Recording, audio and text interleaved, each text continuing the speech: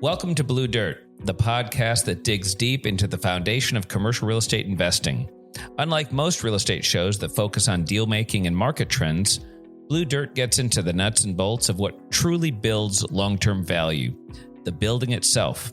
We break down how to spot deferred maintenance before it costs you, why a solid preventative maintenance program is a game changer, and how triple net leases can maximize your investment returns. We'll also explore the importance of strong landlord-tenant relationships and how they drive stability and growth in your portfolio. Whether you're a seasoned investor or just getting started, Blue Dirt gives you the practical knowledge to make smarter, more profitable decisions in commercial real estate. It's time to get your hands dirty and build value from the ground up. Let's dig in. Welcome to Blue Dirt, where even idiots can make a killing in commercial real estate. I'm Michael Caro with SVN Southland Commercial Real Estate, and I'm joined by Don Redhead with Blue Commercial Properties. So today we're going to talk about when we get a property and the owner wants to have a property manager manage that property. A lot has to be done. And there's a significant onboarding process that can be in place, especially if it's a building that has a lot of tenants, certainly a lot of infrastructure. And so today we thought it would be helpful for you to know what Blue, in this case, does when they're onboarding a property, why they go through this process, why they do almost like a lease abstract for each tenant, and why that's important. So once their property management system gets properly loaded, how the system then takes over and allows for a lot of accurate invoicing, collections, reporting, and including late fees and things like that. So all of that kind of comes into onboarding a property. So Don, where do you think is the best place to start? Probably, I think the accounting part. It seems like, as far as the accounting, the leases, the administration part is quite honestly the most important. It allows you to hit the ground running kind of right out of the gate. Even when we onboard a property, a lot of times the administration part of it and the document onboarding part of it actually gets done first and is a lot quicker because we already are hitting the ground with communication and notifying the tenants. The property itself tends to come secondary, actually. You mean the physical facility? Physical facility. All right. Yeah. So as usual, we don't like to talk in theory. So let's pick a property that we think is a good representation for what we want to do. Mm-hmm. It could be an office building that has a lot of tenants like Midtown and had a lot of transition. Yep. It can be something like Government Street that had a lot of individual offices, which can be some little more executive office space, which is a little bit more complex. If you want to do just a single tenant building to make it more convenient and easy, just pick a property. And so we can I like to talk about something specific. Yeah. I almost want to do a few, right? Because there's ones that we have. We can do a few. Just let's pick something, and then I like to talk about the asset itself. So how about one that was always kind of a struggle was the garden. God, you want to start there? I mean, no, that's not. Is that not too hard? It is too hard. It's too complex. And most people will never own that type of asset. Well, that's fair. And so let's talk about something that's more normal, whether it's a retail building. Let's talk about Berry Hill. Okay. Yeah, that's great. So Berry Hill Plaza, it's in Northwest Florida. It has 12 units. 12 units. When this property was acquired, there were all 12 units were occupied.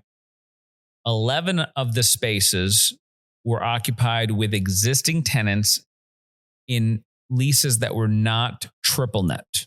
Yep. The 12th lease was done while we had it under contract.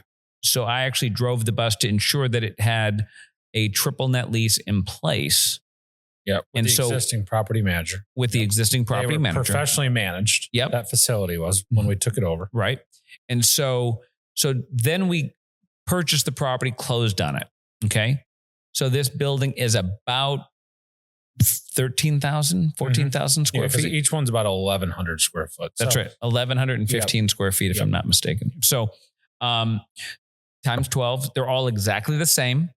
And just to give you a lay down, the first 4 units was one tenant. There's a gym. Yeah. Yep. The next two spaces was one tenant. The next 2 spaces was one tenant.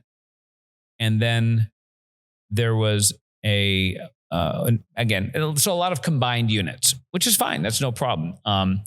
But the building was built that it could be equally divided in 12 spaces, which we love because they each had their own what? Wait. It's one of the single greatest things, I think, in terms of ease of management. When you have the 12 units that they're individually metered for gas, electrical, plumbing, all of those become single source responsibilities for the tenant that is in those spaces to have in their name. That way you're not having to, even auto pay, as great as that is, occasionally somehow it falls off, whether it's the utility companies or it's ours, a bank changes, whatever it happens. It just reduces your risk of lapse in coverage for that utility for there. So I love it. It makes our job significantly easier. So we close on that property, and then sometimes we will get good data from a previous property manager, and sometimes the data is lacking. Or if the owner did it themselves, that a lot of properties are owner managed, which typically does not have good records, even if they have QuickBooks, which is better than not having QuickBooks. It's still not anywhere near having good property management software. Mm-hmm. So walk through the onboarding process of in this case, a multi-unit retail space. Yeah. So with different types of leases. With different types of leases. So your initial request for information is always kind of the best, right? You want the most, accurate, full encompassing, checklist.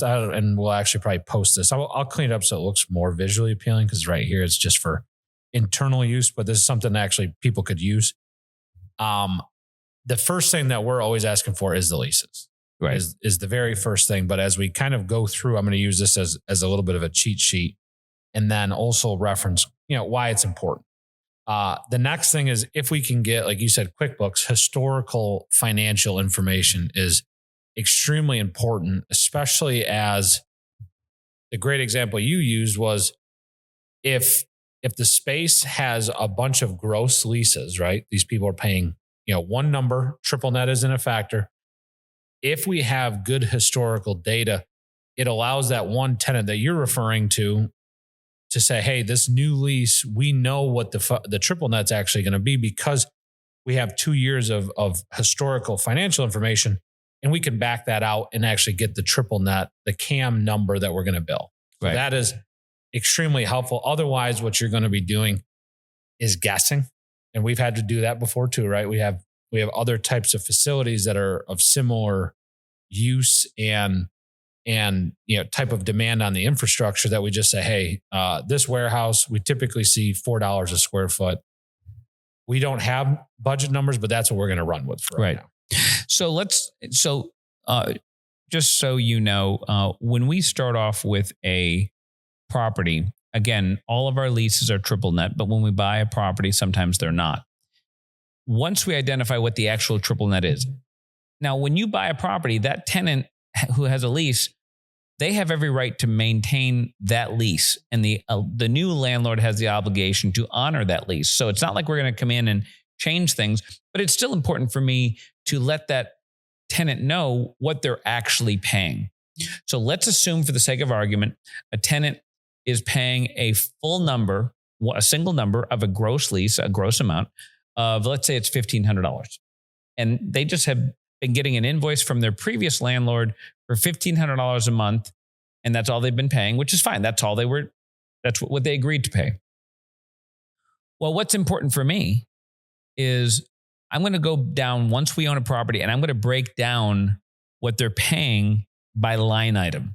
So they truly understand what their rent is. Because I think in a gross lease, a lot of tenants really don't know what their rent is. They think their rent's $1,500, when in actuality, their rent might be $900. The property taxes might be $150. The property insurance might be $200 a month. The common area electricity and water might be, you know what I mean? And so it will break down their invoice so they still see that they're paying $1,500, but I want them to know what they're actually paying that $1,500 towards. And why is that? Well, when it comes time to renew or to sign a new lease altogether, if they have an option to renew, then they have that option. That's their right. But let's say they don't have an option, but they want to stay. Well, I can show them that, hey, listen, the $900 you pay is not market. And again, my thing is, how do we educate everybody so we know what we have? If you're really paying $900 and the market for that same space is $1,400 plus triple net, well, if I were to give you if I were to increase your rent from $900 to $1,200, you're still paying $200 below market. And so my personal view is, if I can give my existing tenants a lower rate than market because I'm honoring that they have been there, they win, and I still win because now I've still got upward pressure on that lease rate. So that's, I think, part of the value of breaking it down, which is what we can do with this software. And you're I'll say mitigating long-term risk on fluctuations to the operating expenses, right? The property taxes, insurance. Well, not in this case, because we're still honoring their gross lease. Yeah, and I should have qualified that. When we did those new leases at Berry Hill, like you're talking about, yes, a lot of times the rental rate, we actually gave them the same, said, okay, you were paying $15 a square foot, but the triple net is $5 a square foot. So now we're going to reduce your lease rate on a new lease to $10. And then the $5, we showed them that was what the CAM expense was there. Right. As well as shows them that that's the fee that has to be paid for the operation of the property, and that they can have control of it with the right, maintenance, things in place. Don't abuse the trash. Don't leave, things everywhere. Right. And drive those expenses. So that's part of the initial onboarding that we like to do from an invoicing standpoint. And Don wanted to focus on the accounting to get started. So the other things, we have balance sheet, accounts receivable, payable. Those aren't really as important if you're buying it. It's really more if you, as a property management company, would be taking over the management. If you have good balance sheets, like a lot of our properties do, the CPA will go through at the end of the year, move things around, adjust things, and us having year-end entries reflecting that is good information to carry forward. Same thing with accounts receivable, payable, right? You want to know who's owed money during this transition, which a lot of times if you're actually buying the property, it's not as important. But if you're taking over management, but staying focused on onboarding only. Yes. The reason why these processes are important is you want really clean data. And so, and why do you want clean data? Well, because what the property manager is going to do is they're going to do all of the accounting and then hand over a clean ledger, balance sheet, P&Ls and everything to the CPA, to the owner's CPA, who then is going to create the tax return. Well, the cleaner that can be to the CPA, the better it is for the client. And so, and also at the end of the year, when you're collecting triple net fees from a tenant and you're paying the actual fees to the vendors, whether it's the insurance company, the tax appraiser, or utilities or whatever, there's going to be a delta. Either the tenant's going to pay you a little bit more or the tenant's going to pay you a little bit less. The goal is for it to be zero, but within a couple months after the end of the year, the property manager will do what's called a CAM reconciliation. So that way there's a true up. So the tenant might have paid, and I'm just going to use random numbers, they might have paid an extra $200 this year on property insurance than what it actually cost. So that would show up in the reconciliation. But they may have paid $100 too little for property taxes. They might have paid $100 too little for insurance. So you add up all of that, and the landlord owes the tenant a little bit, or the tenant owes the landlord a little bit. The goal is zero, or you hope it's a very small number. And then the property manager will then make adjustments on their predictions for the next year, right? And so right now, most of the time we see prices increase. But in Florida, where we've had very mild hurricane seasons the last couple of years, this is the first year we're seeing several insurance policy rates go down. So now we get to pass that savings along to the tenants, which we're always excited to do, because a lot of times we're the bearer of bad news where things are increasing. And so now they will never recognize the fact that it's going down, and that's okay. But our goal is to keep rates outside of rent as low as possible, because, a lot of those things we can't control. So there's three things that, there's a couple things that can't control: property tax, property insurance. We can go out and get competitive, but we can't control those markets. Where the property manager does have flexibility and controllable expenses can be landscaping.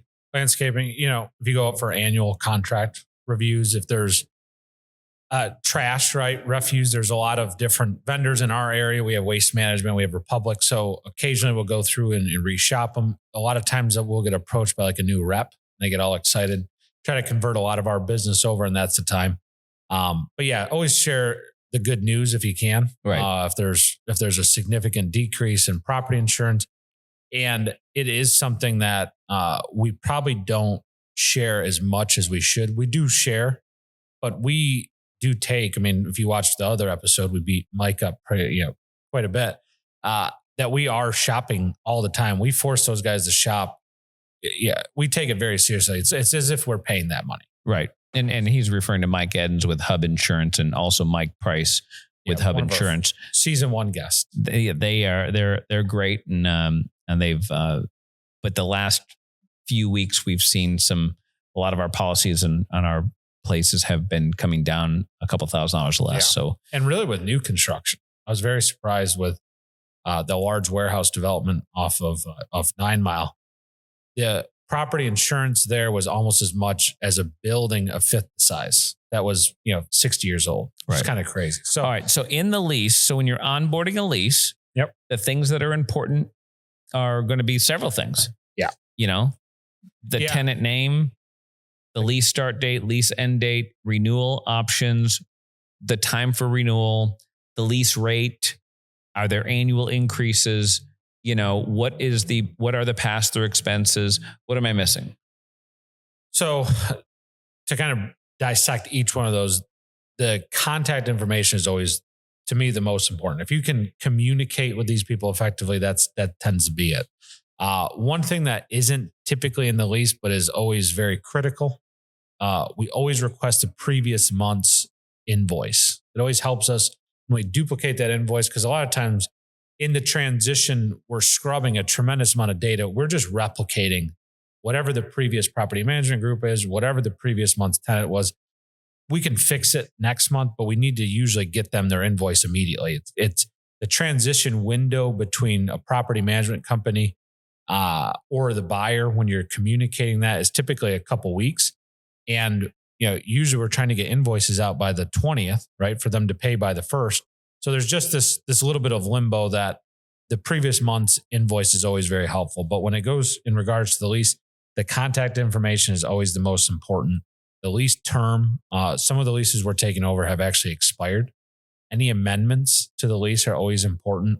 If you can go through that and get that information. The amendments that he's referring to could be an amendment that the tenant took over more space, the tenant extended their lease, the tenant assigned their lease to somebody else. So amendment can have a lot of different variables in there that could be very different than what the lease actually says. So it's important to identify any amendments. Construction, maybe at the end of maybe 5 years of a lease, the tenant came and said, I want a whole new build out, right? Where's that construction related cost? Have they been billing it properly? So that's always very important. Who's responsible for certain maintenance things? I'll tell you something that I've noticed as Don takes over properties, invariably, and I want you to speak to this, but and I'm not just pimping his services, but the reality of it is most property owners hurt themselves with doing it themselves. And I don't mean the labor. They're usually missing things or not billing the tenants what the tenant and the landlord have agreed to be billed. And so almost every time the landlord hurts themselves. In addition, the landlord doesn't realize in most cases that the property management services is part of a CAM fee that the tenants would be paying anyways. So the property owner thinks that all of this work has to be done pro bono by him or her, but it doesn't. The property manager is typically factored as part of that CAM, that common area maintenance or triple net fee. So have you seen the same thing? Yeah, it's like everything, right? If you do it for a living, we live and breathe it every single day, both as the investors and the professional property management firm. I think the biggest one that I see is where landlords will actually send out their own vendor to do work, whether it's their own handyman right for their house, or it's their landscaper, and they'll say, "Hey, go out. I want you to do this project there." And then we'll kind of drive by and say, "Hey, what's going on?" "Oh, I'm just having this guy do it. It's not a big deal." I go, "Okay." Now this is a property that Don probably already manages. Correct. Yeah. So we're already managing it. And I go, "What do you mean? Like, what are they doing?" "Oh, they're just doing, they're fixing something over there. I wanted it done like this." I go, "Okay. Are you paying them?" "Yeah, I'm going to pay them. They do it for a great rate." I go, "Okay, well, you're defeating the point because this is a CAM expense. You're maintaining this property, this common area for whatever it is. Say they're doing a landscaping improvement project, and they think that they're saving the property money because they have a person who will do it for a great discount, but they're just paying for it out of their own pocket.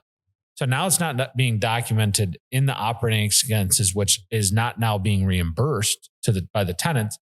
And it's like they think that they're hiding this over, and they mean well is the funny thing, but they don't understand that. So they're not maximizing their return on investment. Correct. Because that what Don is saying is it's a reimbursable expense that many times the landlord never gives to the property manager. And again, hey, it's their money; they're allowed to do it. But then they wonder.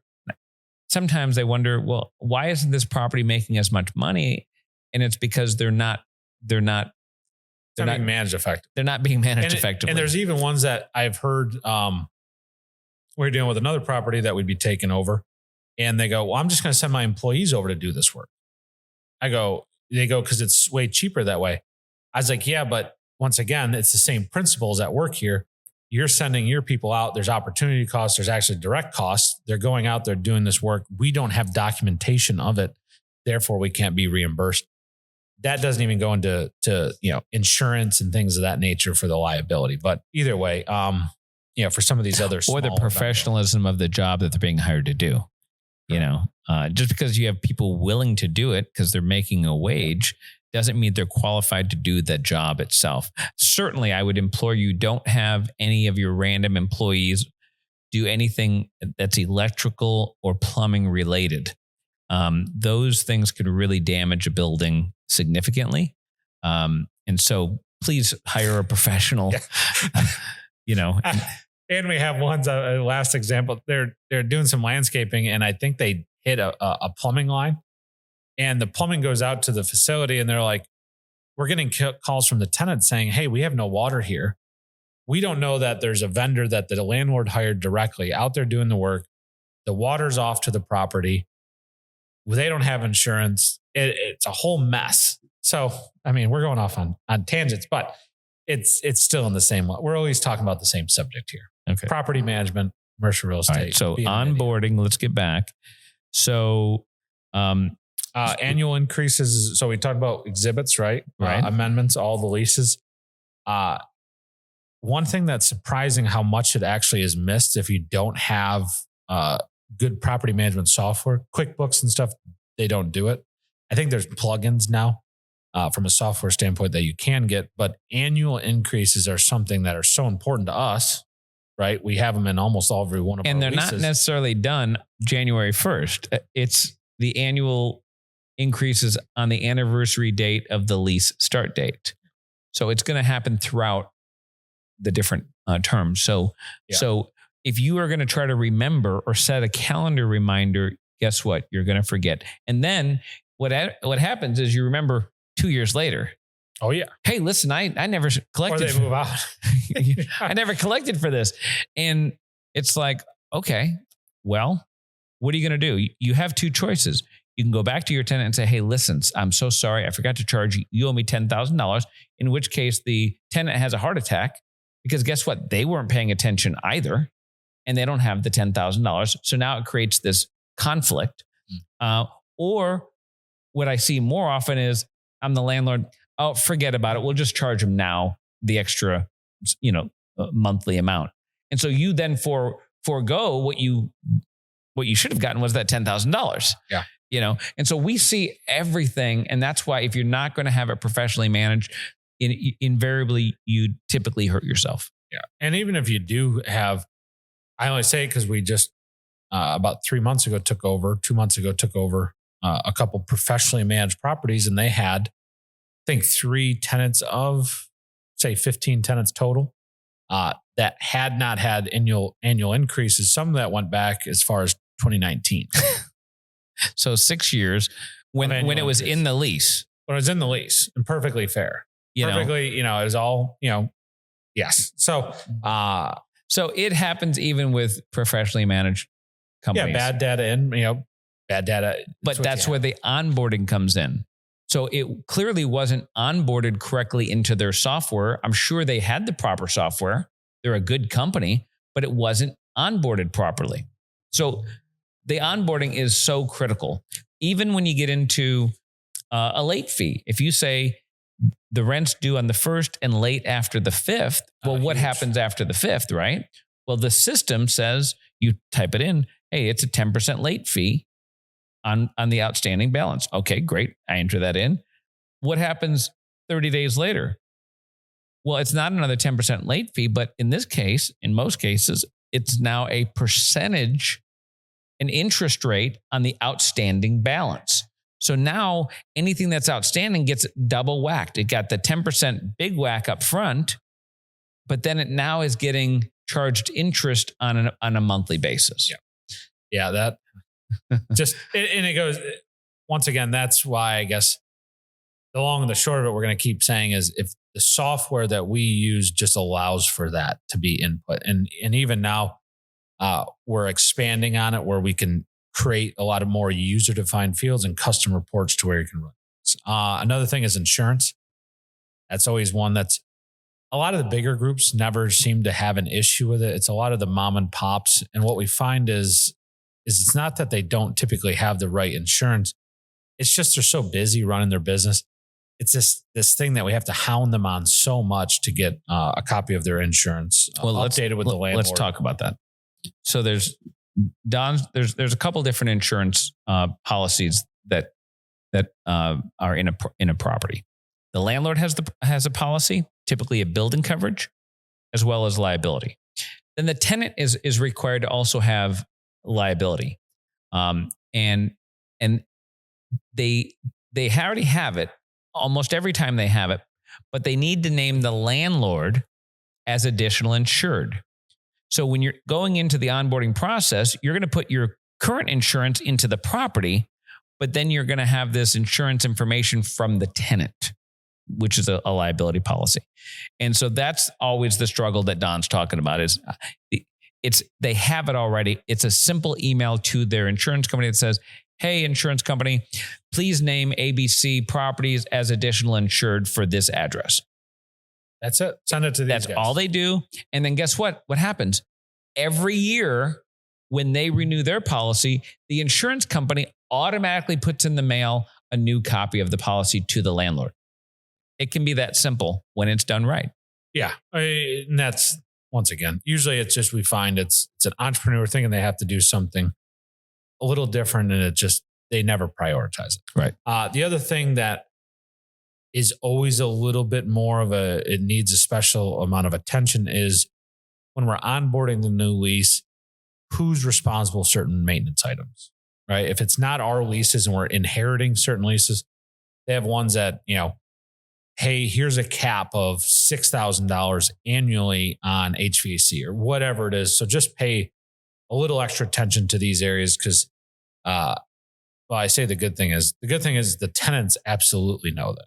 They're always like, hey, this is more than my $500. So they're usually. I will tell you, to me, that's the number one thing on a lease when I'm dealing with a tenant is I draw them to that section of the lease because it's the number one thing that I really want all of my tenants to understand.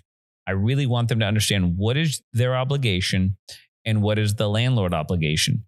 And it's all fine, and when you're signing the lease, everything's copacetic, but it's really going to be 2 years down the road when something happens. Intuitively, tenants are like, well, let me call the landlord. I'm sure it's theirs.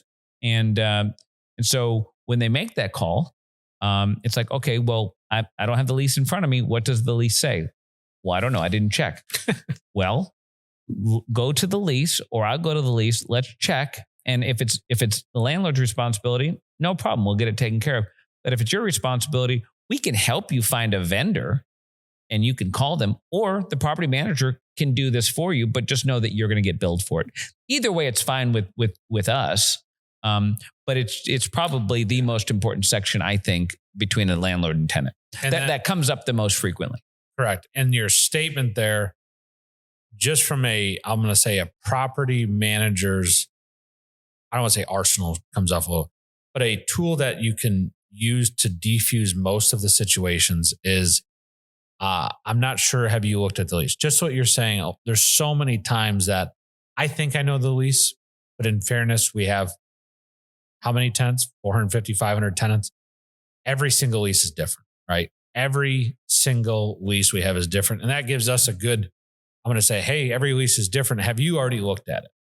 And a lot of times that automatically diffuses versus coming off of this confident, oh, I know it's 100% you. Because a lot of times we don't. We can't know all of those leases off the top of our heads with how many pages many of these commercial leases are. So that's just a good. And sometimes there's a tug of war in the beginning of a lease negotiation that, a landlord or tenant will give something to get something. And maybe it's this air conditioning example that Don gave. So we just don't know. So, yeah, I mean, that's most of the information when it comes down to onboarding the lease.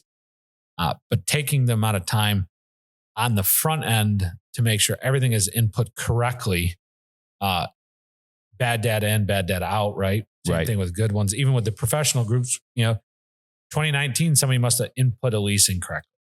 And they just ran off it, right? They're not going to audit once it's already input because they're assuming that somebody followed this process and it was input correctly. Right. So this is part one of a 2-part series, as we've decided just now. Yeah, we're about 3 minutes over. So we'll pause here. So we're going to pause here and we're going to have part 2 in our next episode. Well, that wraps up another episode of Blue Dirt Podcast, where even idiots can make a killing in commercial real estate. That's a wrap for this episode of Blue Dirt. We're here to help you build smarter, invest wiser, and create long-term value in commercial real estate, one solid foundation at a time. If you found today's insights useful, be sure to subscribe so you never miss an episode. And if you know somebody who could benefit from these discussions, share Blue Dirt with them. Got questions or topics you'd like us to cover? Reach out. We'd love to hear from you. Until next time, keep digging deep, stay sharp, and remember, real value is built from the ground up. See you on the next episode.